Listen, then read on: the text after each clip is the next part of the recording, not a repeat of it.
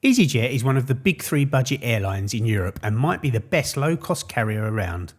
Even though all budget airlines are pretty similar, EasyJet offers a bit more than just cheap tickets. If you haven't heard of EasyJet, it's a low-cost airline like Spirit, Scoot or AirAsia, and because of EasyJet's subtle differences, I disembarked today's flight feeling I got more value for my money. So come with me to Geneva and let me show you why I think EasyJet could be the best low-cost airline in Europe.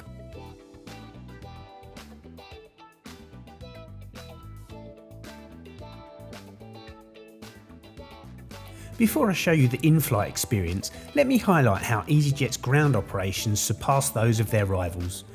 Based at Gatwick's North Terminal, EasyJet has a spacious dedicated check-in area with traditional desks available to everyone. Automated ticket machines and a significant staff presence brings calm and structure to the check-in process, a far cry from their main budget airline competitors. As for boarding, is there any difference? Well, no, not much. They still gather everyone at the gate well in advance and carefully check the size, weight and quantity of carry-on bags, especially for those who seem to be pushing the limits of their ticket allowance.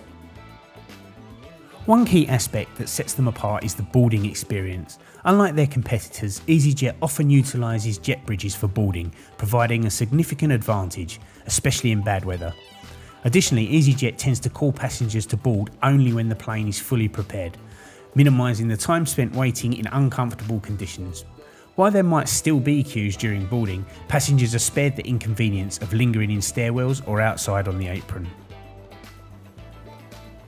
Now for the fun part. Welcome aboard this 6-year-old Airbus A320-200 operated by EasyJet Switzerland.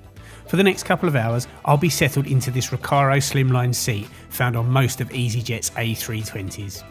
EasyJet's fleet consists entirely of Airbus short-haul aircraft, and once on board the differences compared to their competitors are evident. The subtle orange colour scheme projects a more professional and less intrusive appearance than the bright yellow, blue or purple of other low-cost airlines.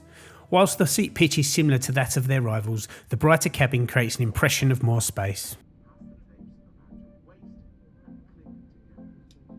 We pushed back from the gate about 10 minutes later than scheduled, and on the pushback I noticed these two Norse 787s, an airline and aircraft combination I really hope I'm able to review very soon.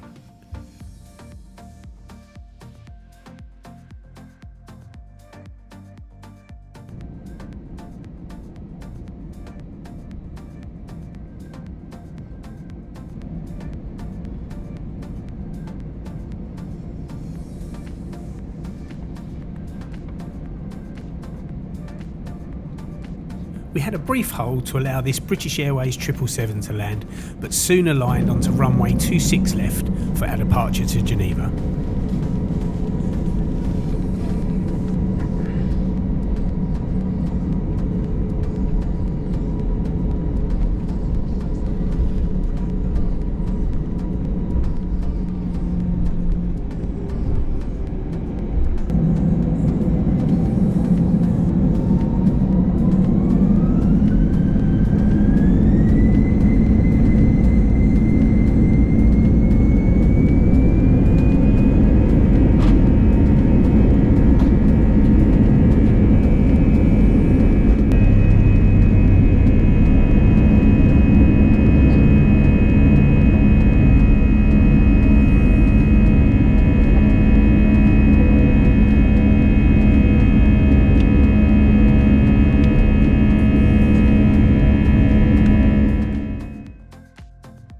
This morning's flight to Geneva departed a total of 13 minutes late and took 1 hour 15 minutes to travel the 387 nautical miles.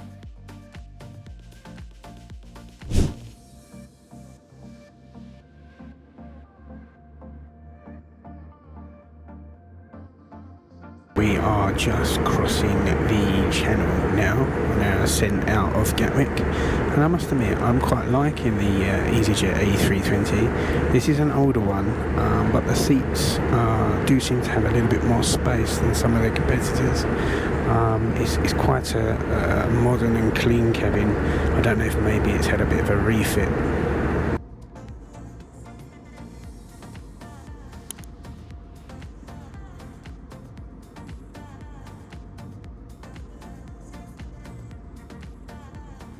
crew have just been through with the trolley, so I've had a nice cup of coffee. In fact, there was a fully stocked galley and the crew efficiently catered to everyone's need from the buy on board service. This is a notable contrast to their two main rivals, who often have excuses for not having certain items available. Yet another tick in favour of EasyJet. Whilst I have the tray table out, let's start the seat tour here. The tray table is on the small side, so bear that in mind if you want to eat and work on the flight, as it may result in a bit of a juggling act. The leg room is quite good for a budget airline, providing ample space even with the seat back pocket for storing personal items, another point in EasyJet's favour. However, there is no in-flight entertainment, which is standard for low-cost carriers, so be sure to bring something to keep yourself occupied on longer flights. The descent into Geneva is one of the most spectacular in Europe, offering breathtaking views of snow-capped mountains in the background. While the camera may not fully capture its beauty, the approach into Geneva is truly captivating when seen with the naked eye. Take a look at this.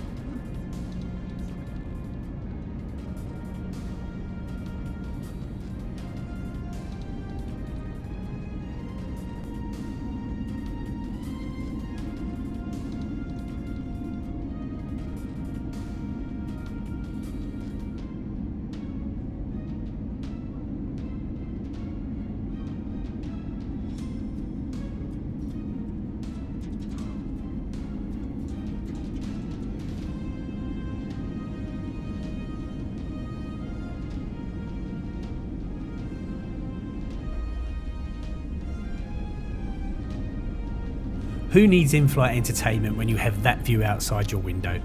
The approach into Geneva was the perfect end to an already fulfilling flight for me.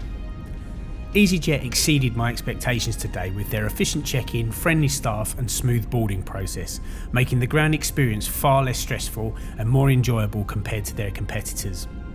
On board, the customer service was professional and friendly. Despite being a busy flight, the cabin felt spacious and comfortable, thanks in part to the slimline seats, even with the seat back pockets. However, I realised that onboard comfort can vary significantly depending on the aircraft. Check out my 60-second review of EasyJet's A319, which felt much more cramped.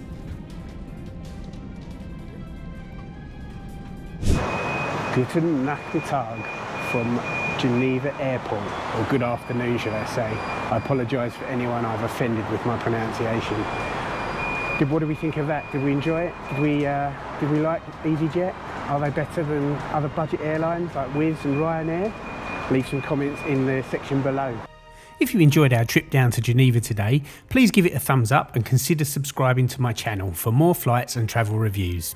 It's completely free and your support helps me create more content like this. Also, don't forget to hit the notification bell so you'll never miss an update. Thank you so much for watching, and until next time, embrace the journey.